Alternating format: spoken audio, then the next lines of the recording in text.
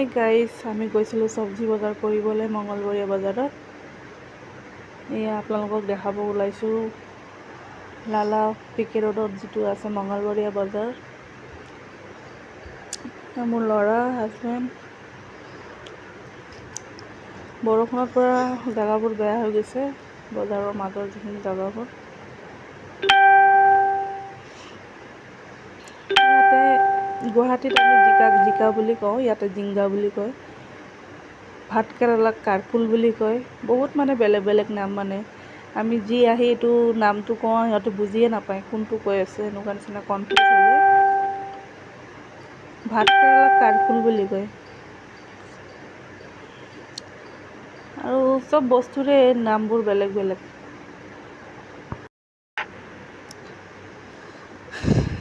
বিলাহী লৈ আছোঁ 1 কেজি, তাৰপিছত ৰঙালাও এটা ল'ম, জলকীয়া ল'ম, আদা ল'ম।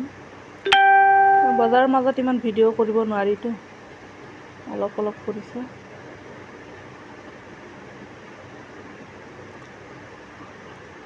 আৰু গুৱাহাটীত যিবোৰ গুৱাহাটীত 12 মাহে ধনিয়া শাক পাচলি এইবোৰ ওলায়, ইয়াত নাপায়। ইয়াত ৰঙালাও পোৱা যায়, বিলাহী, বন্ধাকবি, ফুলকবিও দেখাই নাই। দেখিছেনে? ফুলকবি এটাতো দেখা নাপাব আপুনি। অমিতাও খুব কমেই ওলায়।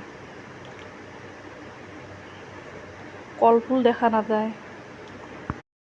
কলফুলো দেখা পোৱা নাযায় ইয়াতে। পানীলাও দেখা পাব, ৰঙালাও দেখা পাব, কোমোৰা দেখা পাব। তাৰপিছত আপুনি বিলাহীটো থাকিব, স্কচ, ভেন্দি, লেচেৰা এইবোৰ থাকে। কিন্তু গুৱাহাটীৰ নিচিনা শাক পাচলি এইবোৰ 12 মাহে নোলায়। ইয়াত ছিজনত হিচাপত ওলায়, ছিজনত যিটো বস্তু পোৱা যায় সেইটো বস্তুহে ইয়াত ওলায়।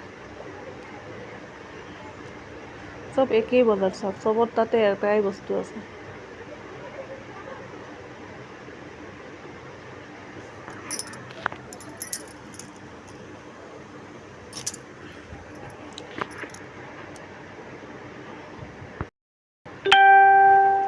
এয়া জিংগা, এটা জিংগা বুলি কয় জিকাক।